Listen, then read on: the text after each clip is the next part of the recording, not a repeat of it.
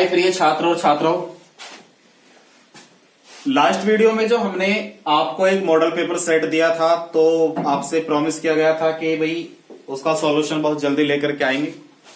तो उसका जो क्वेश्चन नंबर 1 है वो इस तरीके से है कि क्वेश्चन नंबर 1 दिया गया था और उसमें कितने पार्ट थे, हमारे 6 पार्ट थे। मल्टीपल चॉइस क्वेश्चन आएंगे क्वेश्चन नंबर 1 में। तो जो क्वेश्चन नंबर 1 में मल्टीपल चॉइस आने हैं तो उसका कै, खे, गे, घे, अड़े, चे, ये एक मॉडल पेपर सेट है। तो आपकी हेल्प के लिए, ताकि हाई स्कूल की बोर्ड परीक्षा में आपकी हेल्प हो सके, किस तरीके से पेपर आएगा, पूरा पेपर को सॉल्व कराएंगे। तो इसमें पहले पर्सन में आपको 6 खंड देगा और 6 के 6 खंड एक एक नंबर के होंगे। पहले क्वेश्चन में 4 विकल्प, दूसरे में 4, तीसरे में 4, सबके 4-4 विकल्प होंगे और इन 4 विकल्पों में से कोई एक विकल्प हमारा सही भी होगा। तो आज स्टार्ट करते हैं क्वेश्चन नंबर 1 का कै पार्ट। कै पार्ट में कहा निम्नलिखित में से कौन सा सेट अभाज्य संख्याओं का युग्म है। तो ये क्वेश्चन कब समझ में आएगा, जब तक हमें ये नहीं पता होगा सह अभाज्य संख्याएं कौन सी होती हैं, तो ये क्वेश्चन समझ में आने वाला नहीं है। तो इसके बारे में चर्चा करते हैं। सह अभाज्य संख्याएं क्या होती हैं। सहअभाज्य संख्याएं वे संख्याएं होती हैं जिन दो संख्याओं के बीच का में से ओनली 1 होता है। जैसे मैं आपसे बात करूं 3 और 5, तो आप कहोगे 3 और 5 का में से जो आएगा वो कितना आएगा, 1 आएगा। मैं आपसे बात करूं 5 और 7, 5 और 7 के बीच का में से कितना आएगा, 1 आएगा, क्योंकि इसमें कोई भी कॉमन आने वाला नहीं है। तो इसका HCF कितना होगा, 1 होगा। तो कहने का मतलब हुआ ऐसी दो संख्याएं जिनके बीच का में से जो है सॉल्व करने के बाद 1 आता हो या उनमें कोई उभयनिष्ठ ना हो, वे सहअभाज्य संख्याएं कहलाती हैं। ये बात आप समझ गए। तो जब हम इसके पहले ऑप्शन को देखते हैं तो पहला ऑप्शन हमारे पास में दिया हुआ है 14 और 35। 14 और 35 आप देख पा रहे होंगे, 7 से ये भी कट जाता है, 7 से ये भी कट जाता है, 7 दूनी 14, 7 पंजे 35, यानी कि दोनों में एक उभयनिष्ठ क्या है, 7 है। क्योंकि 7 से ये संख्या भी कट जाती है, 7 से ये भी संख्या कट जाती है, मतलब दोनों के बीच में से क्या है, 7 है। और सहअभाज्य गुणनखंड में बताया कि उनका में से कितना आना चाहिए, 1, मतलब इसका फर्स्ट ऑप्शन नहीं हो सकता। बात समझ में आ गई। अब देखा हमने 18 और 25 को, तो 18 और 25 केवल अपने आप से कटती है और बाकी किसी संख्या से नहीं कटती, क्योंकि 18 और 25 में कोई भी उभयनिष्ठ नहीं है, कोई भी में से नहीं है। में से है तो क्या है, केवल इनके बीच में ओनली 1। चाहे इसके फैक्टर करके देख लो, आपको इसके बीच में अगर में से मिलेगा तो कितना मिलेगा, 1 मिलेगा। इसका मतलब सहअभाज्य संख्याओं का जो युग्म है वो कौन सा है, 18 और 25 है। तो इसका सेकंड ऑप्शन बिल्कुल राइट आंसर। इसके बीच में देखेंगे यदि आप 31 और 93 के बीच में, तो 31 कम 31, 31 या 93, तो इन दोनों के बीच में 31 ऐसी संख्या आ गई जो दोनों कट जाती है 31 से। बात समझ रहे हो ना। इस संख्या के बीच में देखोगे यदि आप 32 और 64 के बीच में, तो ये भी 2 से कट जाती है, ये भी 2 से कट जाती है, मतलब दोनों के बीच में एक तो उभयनिष्ठ 2 ही बन गया। और भी हो सकता है। तो बात समझ में आ गई, कौन सी सहअभाज्य संख्या का युग्म होगा, वह सहअभाज्य संख्या का युग्म होगा जो केवल दोनों संख्याएं अपने आप से कट सके, उनके बीच में कोई में से ना हो, ओनली में से हो तो क्या हो, 1। बात समझ में आ गई। अब बात करते हैं इसके सेकंड पार्ट की। तो सेकंड पार्ट में हमसे क्वेश्चन किया गया है, द्विघात समीकरण 3x² माइनस के 4x बराबर 0 के मूलों का गुणनफल क्या है। 4 ऑप्शन दिए गए हैं, 1, 2, 3, 4। तो जो 4 ऑप्शन दिए गए हैं इन्हें देखो ध्यान से।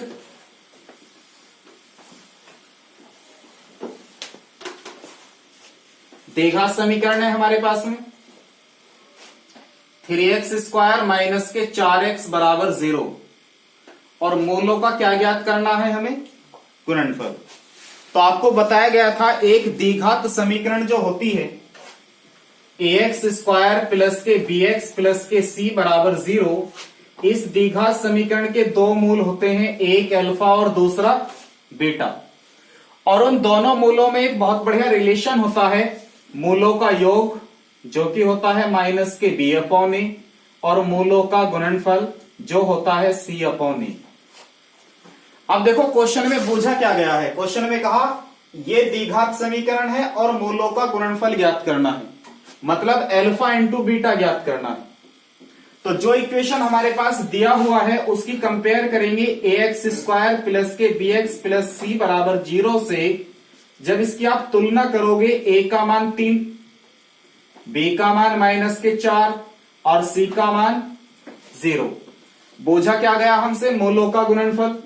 तो आप कहोगे मूलों का गुणनफल होता है C/A, और c कितना हमारे पास 0 और a कितना हमारे पास 3, तो मूलों का गुणनफल कितना आ गया हमारे पास, 0 आ गया।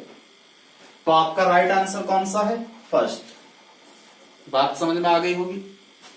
यदि वो हमसे इसी क्वेश्चन में कहता कि मूलों का गुणनफल ना कहकर कहता आपसे मूलों का योगफल ज्ञात कीजिए, मूलों का योगफल ज्ञात कीजिए, तो मूलों के योगफल के लिए आप फॉर्मूला अप्लाई कर देते, अल्फा प्लस बीटा बराबर -b/a। b का मान कितना हमारे पास में, -4, और a का मान कितना हमारे पास में 3, माइनस से माइनस गया, कितना रह गया 4/3। तो हमारा इसका आंसर हो जाता 4/3। कब, यदि वो हमसे द्विघात समीकरण के मूलों का योग पूछता, लेकिन हमसे उसने योग नहीं पूछा, हमसे क्या पूछा उसने, मूलों का गुणनफल। तो मूलों का गुणनफल कितना बला, अल्फा इंटू बीटा C/A होता है। c का मान रखा, a का मान रखा, हल करके कितना आ गया, 0 आ गया। तो ये क्वेश्चन आपसे दो तरीके से पूछ सकता है, मूलों के योग में या मूलों के गुणनफल में। बात समझ में आ गई होगी आपके। अब देखते हैं हम इसका थर्ड पार्ट। तो जो थर्ड पार्ट है उसे देखो ध्यान से, पढ़ते हैं पहले। यदि आप इसे पढ़ोगे थर्ड पार्ट को, समरूप त्रिभुजों की विशेषताएं होती हैं। तो समरूप त्रिभुज जब आपको पढ़ाया था तो उसमें बताया था, चलो मैं एक बार और समझाता हूं। मान के चलो आपके पास में कोई ये त्रिभुज है जिसका नाम है ABC। एक त्रिभुज और है आपके पास में जिसका नाम है PQR। तो समरूप त्रिभुज में क्या विशेषताएं होती है इस बात को समझो। यदि ABC समरूप है PQR के, ये दो त्रिभुज है आपके पास में, समरूप मतलब समान रूप वाले एक से। तो यदि ABC समरूप है PQR के, तो इन भुजाओं का जो अनुपात होगा वो बराबर होगा। नंबर 1 शर्त, यानी कि AB/PQ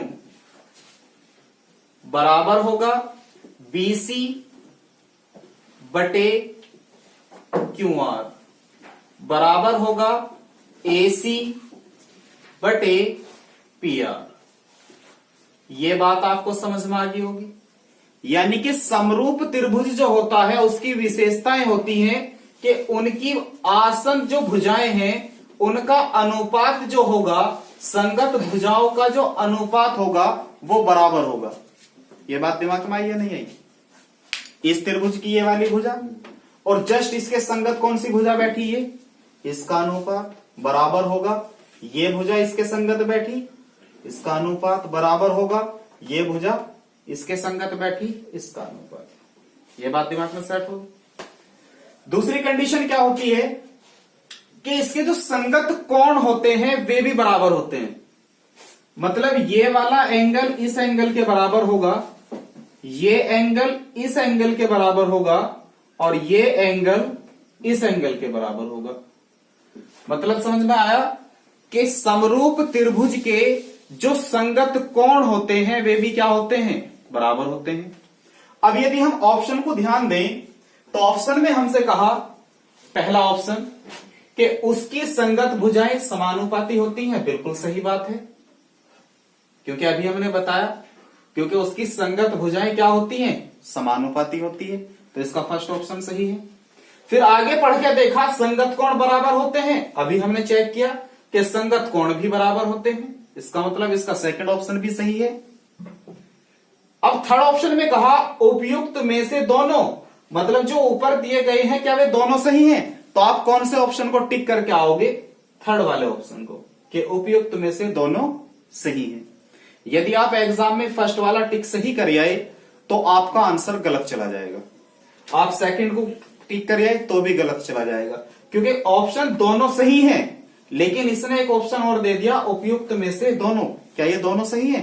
तो हम इसे टिक करेंगे इसमें कि हाँ ये दोनों सही है। बात समझ में आ गई? तो आपको कौन से पे टिक लगाना है? इसमें थर्ड वाले पे, जो अपनी उत्तर पुस्तिका में लिखोगे आप इसके थर्ड वाले क्वेश्चन को, ऑप्शन को सही लिखोगे। अब देखते हैं इसका चौथा पार्ट क्या दिया गया है। चौथे पार्ट में कहा इसने कि cos 60 into cos 30, cos 60 into cos 30 minus के sin 60 इंटू sin 30, इसका मान क्या होगा? अब इसका मान ज्ञात करने के लिए इसकी वैल्यू का पता होना चाहिए, जैसे कि cos 60, और cos 60 का मान कितना होता है? 1/2। cos 30 का मान कितना होता है? √3/2। sin 60 का कितना होता है? √3/2। sin 30 का कितना होता है? 1/2। तो आप चेक करोगे, √3 एकम √3/2 दूनी 4 माइनस √3 एकम √3/2 दूनी 4, इससे ये कैंसिल। तो आपका ऑप्शन कौन सा आ गया? चेक कर लो। फर्स्ट ऑप्शन इसका क्या है? बिल्कुल सही है, क्योंकि 0 फर्स्ट ऑप्शन में आया है। तो क्वेश्चन आपको समझ में आ गया होगा। अब चलते हैं इसके पांचवें पार्ट में। पांचवें में कहा निम्नलिखित में से कौन सी केंद्रीय प्रावर्ती की माप नहीं है? ये क्वेश्चन बहुत बढ़िया है, कई तरीके से पूछा जाता है वैसे तो ये क्वेश्चन। निम्नलिखित में से कौन सी केंद्रीय प्रावर्ती की माप नहीं है? ऑप्शन दिए माध्य, बहुलक, माध्यिका और मानक विचलन। तो इस क्वेश्चन को वैसे तो एग्जामिनर 2-3 तरीके से बोल सकता है, तो आपको याद भी होना चाहिए कि जो हमारे पास में माध्य होता है और बहुलक होता है और माध्यिका होती है, ये तीनों केंद्रीय प्रावर्ती के होते हैं, केंद्रीय प्रावर्ती के होते हैं। अब इन तीनों के अलावा क्या दिया इसने? मानक विचलन। उसने कहा केंद्रीय प्रावर्ती की माप नहीं है, तो कौन सा नहीं है? आप अपना आप ही बताओ। मानक विचलन नहीं है, क्योंकि आपको बताया माध्य भी केंद्रीय प्रावर्ती का होता है, बहुलक भी केंद्रीय प्रावर्ती का होता है और माध्यिका भी केंद्रीय प्रावर्ती की होती है। तो कभी कभी क्वेश्चन किस तरीके से पूछता है कि इन तीनों में से कोई सा एक ऑप्शन रखेगा, बाकी 3 ऑप्शन अलग रख देगा और क्वेश्चन देगा निम्नलिखित में से कौन सा केंद्रीय प्रावर्ती का है। तो है कौन कौन से? या तो माध्य वाला है, या बहुलक है, या माध्यिका है। बात समझ में आ गई? या 2 ऑप्शन दे देगा, तीसरा कह देगा उपयुक्त में से दोनों या कोई नहीं। तो फिर उसका कौन सा लगाओगे कि जो 2 ऑप्शन दे रखे होंगे तो दोनों सही। तो क्वेश्चन आपको समझ में आ गया। आगे चलते हैं। इसी में मैं एक बात और बता देता हूं तुम्हें। एक क्वेश्चन कभी कभी एग्जाम में बन के आता है माध्य, बहुलक और माध्यिका के ऊपर, तो उसमें कौन सा फॉर्मूला अप्लाई करते हैं? 3 गुना माध्यिका बराबर होता है बहुलक प्लस 2 गुना माध्य। तो इस फॉर्मूले से हम क्या निकालते हैं कि कभी कभी वो क्वेश्चन के अंदर हमें एक क्वेश्चन दे देता है कि माध्यिका और बहुलक दे देता है, माध्य निकलवा लेता है, या बहुलक माध्य दे देता है, माध्यिका निकलवा लेता है, या माध्य और माध्यिका देने के बाद क्या निकलवा देता है? बहुलक। तो कोई से 2 वैल्यू दे देता है और तीसरी वैल्यू हमसे बूझ लेता है। तो इस फॉर्मूले का विशेष ध्यान रखें, हो सकता है इस टाइप का कोई क्वेश्चन आपकी बोर्ड परीक्षा में आ जाए, तो ये फॉर्मूला आपको याद होना चाहिए। अब चलते हैं इसके लास्ट क्वेश्चन पर। लास्ट क्वेश्चन में इसने हमसे क्या कहा है? लास्ट क्वेश्चन में कहा 2 बिंदुओं के निर्देशांक -8 0 तथा 0 -8 हैं। इन बिंदुओं से बने रेखाखंड के मध्य बिंदु के निर्देशांक ज्ञात कीजिए। तो मतलब 2 बिंदु दे रखे हैं और इन बिंदुओं से जो रेखा बनती है उस रेखा का हमें मध्य बिंदु के निर्देशांक ज्ञात करने हैं।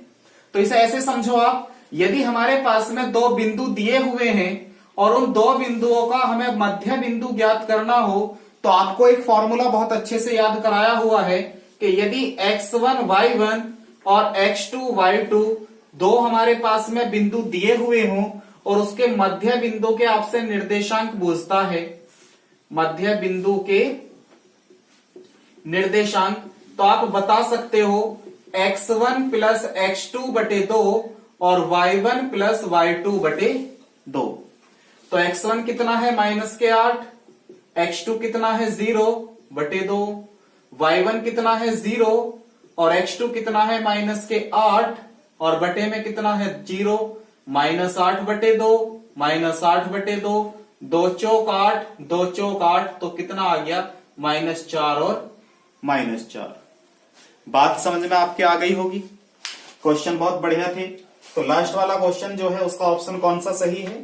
थर्ड वाला ऑप्शन बिल्कुल सही है। कोई प्रॉब्लम हो तो कमेंट में जरूर बताइएगा। कोई बात ना समझ में आई हो तो उसे पूछ सकते हो। अब चलते हैं हम इसके क्वेश्चन नंबर 2 पर। जो आपके पास में क्वेश्चन नंबर 2 है, क्वेश्चन नंबर 2 में आपको 4 पार्ट दिए गए हैं और चारों पार्ट एक एक नंबर के हैं। तो क्वेश्चन नंबर 2 का फर्स्ट पार्ट जो है वो कुछ इस तरीके से है, द्विघात समीकरण 2x² माइनस के 4x प्लस 3 बराबर 0 का विविक्त कर ज्ञात कीजिए और फिर मूलों की प्रकृति ज्ञात कीजिए। तो यहां से आप 2 बात सीखने वाले हो। जब हम समीकरण को हल करेंगे, क्वेश्चन को हल करेंगे, तो हमारे पास में द्विघात समीकरण दी हुई है 2x² माइनस के 4x प्लस 3 बराबर के 0। इसका हमें विविक्त कर ज्ञात करना है। आपको बताया था विविक्त कर होता है d, और विविक्त कर निकालने के लिए एक फॉर्मूले का यूज किया जाता है b² माइनस 4ac। तो जब हम इस इक्वेशन का विविक्त कर निकालेंगे तो वो होता है b² माइनस 4ac। तो आप ये देखो, इस इक्वेशन में हमारे पास a, b और c तीनों वैल्यू होनी चाहिए। ठीक है, तो इसकी कंपेयर कर लेते हैं। ax² प्लस के bx प्लस के c बराबर 0 से तुलना करने पर, तो तुलना करने पे a का मान हमारे पास 2 आया, b का मान -4 और c का मान 3। हमें चाहिए था उसका विविक्त कर। विविक्त कर होता है d बराबर b² माइनस 4ac। b का मान हमारे पास कितना है -4, 4 गुना a का मान कितना है 2 और c का मान कितना है 3। 4 का स्क्वायर 4 चौक 16 और माइनस माइनस हो गया प्लस, -4 दूनी 8 और 8 दिया 24 और 24 में से 16 गई, कितना बचा -8। तो विविक्त कर तो आ गया। तो यहां तक का क्वेश्चन आपका सोल्व हो गया कि इस क्वेश्चन का जो विविक्त कर है वो कितना है -8 है। फिर कहा कि मूलों की प्रकृति ज्ञात कीजिए। तो जब हमसे वो मूलों की प्रकृति पूछता है तो हमें देखना होता है कि यदि विविक्त कर d का मान 0 से बड़ा है तो मूल वास्तविक होंगे, यदि 0 के बराबर है तो मूल वास्तविक होंगे और समान होंगे, यदि d का मान 0 के बराबर है तो मूल समान होंगे, और यदि d का मान 0 के मान से छोटा है, मतलब 0 से छोटा है, और 0 से छोटा कब होगा? जब वो माइनस में होगा, तो उस स्थिति में मूल काल्पनिक होंगे। तो इसकी मूलों की प्रकृति क्या रहेगी? क्योंकि d का मान जो है इस स्थिति में, d का मान जो है वो 0 से क्या है? छोटा है। अतः मूल कैसे होंगे इसके? काल्पनिक होंगे। तो आप लिख दोगे अतः मूल क्या होंगे इसके? काल्पनिक होंगे, या ऐसा लिख दोगे मूल वास्तविक नहीं है। बात समझ में आ गई। अब देखते हैं हम इसका ख पार्ट। ख पार्ट में क्या कहा गया है। तो क्वेश्चन नंबर 2 का जो ख पार्ट है हमारे पास में वो दिया गया है, यदि 15 cot a बराबर 8 हो तो sin a और sec a का मान ज्ञात कीजिए। तो इस क्वेश्चन को करने के लिए ध्यान दो कि हमारे पास में दिया हुआ है, जब हम इसे हल करेंगे कि 15 cot a बराबर 8, तो cot a बराबर कितना आया? 8/15। तो यदि हम लाल बटे काका वाली सीरीज देखें तो sine cos tan cot, cot जो होता है वो आधार बटे लंब होता है। तो एक त्रिभुज बना लेते हैं। आधार कितना हुआ इसमें? 8x, और लंब कितना हुआ इसमें? 15x। ठीक है, आधार कितना हुआ 8x और लंब कितना हुआ 15x। क्योंकि आप देख पा रहे होंगे लाल बटे काका से sine cos tan cot, cot क्या होता है लंब बटे आधार, तो लंब वो आधार बटे लंब, तो आधार कितना है हमारे पास में 8 और लंब कितना है हमारे पास 15। अब तुम सोच रहे होंगे ये x क्यों लगाया गया है इसमें, तो इस बात पे ज्यादा ध्यान मत दो, इसे केवल ऐसा समझो कि जब ये अनुपात में होते हैं तो अनुपात हटाने के लिए x लगाया जाता है। आप लगाओ तब भी वही आंसर आएगा, नहीं लगाओगे तब भी वही आंसर आएगा, ज्यादा कंफ्यूज होने वाली बात नहीं है। इसे मान लेते हैं हम ए बी सी, तो हम तीसरी भुजा निकाल लेते हैं इसकी। तीसरी भुजा निकालने के लिए हम किसका यूज करेंगे पाइथागोरस थ्योरम का। AC का स्क्वायर बराबर होगा AB का स्क्वायर प्लस BC का स्क्वायर। AB कितना हमारे पास में 8x का स्क्वायर प्लस BC कितना है 15x का होल स्क्वायर। 8 का स्क्वायर 8 8 64x स्क्वायर, 15 का 225x स्क्वायर, दोनों को जोड़ा कितना हो गया 5 और 4 9, 6 और 2 8, 2x स्क्वायर। मतलब AC बराबर आ गया रूट 289x स्क्वायर, ये बना 17x। कितना बना 17x, तो ये कितना आ गया भाई 17x आ गया। हमें बताना क्या क्या था, एक तो बताना था हमें साइन ही, साइन क्या होता है अभी समझाया मैंने लाल बटे काका में। साइन यहां पे आता है लंब बटे कर्ण, तो लंब कितना है हमारे पास में 15x और कर्ण कितना आया हमारे पास 17x। x से x कट गया, आंसर कितना रह गया 15 बटे 17, भाग गया ना x निकल गए, बात समझ में आ गई। दूसरा हमें क्या ज्ञात करना सेक, सेक क्या होता है हमारे पास में sine cos tan cot sec, sec होता है कर्ण बटे आधार, और कर्ण कितना है हमारे पास में 17x और आधार कितना है हमारे पास 8x। x से x कट गया, आंसर कितना रह गया 17 बटे 8। बात समझ में आ गई सबके, कोई दिक्कत नहीं है। तो x ने तो कंफ्यूज नहीं किया होगा बिल्कुल भी, ये x जो लगाया गया था वो इसलिए लगाया गया था क्योंकि ये अनुपात में दिए हुए हैं और अनुपात से हटाने के लिए x लगा ही देते हैं। चलते हैं अब इसके क्वेश्चन तीसरे पे, गे वाला पार्ट जो है। तो क्वेश्चन नंबर 2 का जो गे पार्ट है हमारे पास में, इसने कहा यदि दो समरूप त्रिभुजों का क्षेत्रफल क्रम से 121 वर्ग सेंटीमीटर और 289 वर्ग सेंटीमीटर है तो इसकी भुजाओं में अनुपात बताइए।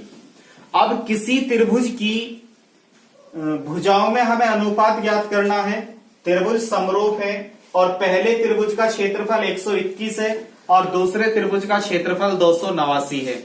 तो समरूप त्रिभुज की एक शर्त ये भी थी, यदि हमारे पास में दो समरूप त्रिभुज हैं, एक त्रिभुज ये हो गया, इसका नाम दे दो ABC, एक दूसरा त्रिभुज हो गया हमारे पास में, इसका नाम दे दो PQR। बात समझ में आ गई। तो जो पहला त्रिभुज है उसका जो एरिया होता है त्रिभुज ABC का एरिया बटे PQR का एरिया, PQR का एरिया, वो इनकी संगत भुजाओं के अनुपात के वर्ग के योग के वर्ग के बराबर होता है। कैसे कि AB का स्क्वायर बटे PQ का स्क्वायर बराबर होता है BC का स्क्वायर बटे QR का स्क्वायर बराबर होता है AC का स्क्वायर बटे PR का स्क्वायर।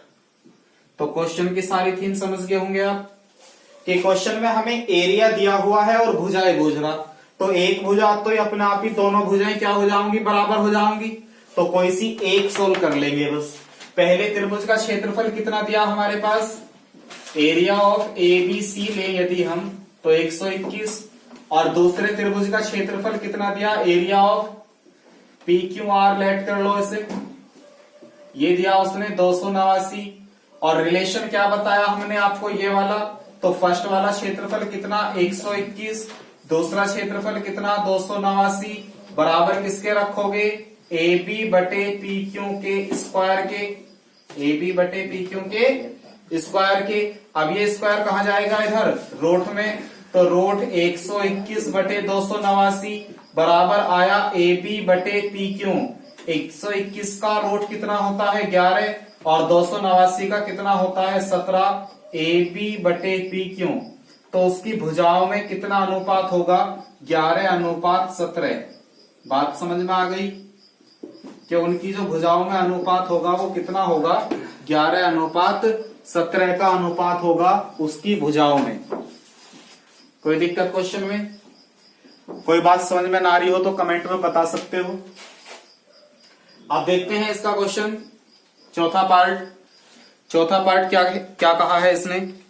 तो क्वेश्चन नंबर 2 का जो घ पार्ट है चौथा पार्ट है, क्योंकि क्वेश्चन नंबर 2 में मात्र 4 पार्ट ही आने हैं, तो ये उसका चौथा पार्ट है। तो चौथे पार्ट में कहा यदि किसी बंटन का माध्य जो है वो 16 है और बहुलक 13 है तो उसकी माध्यिका क्या होगी।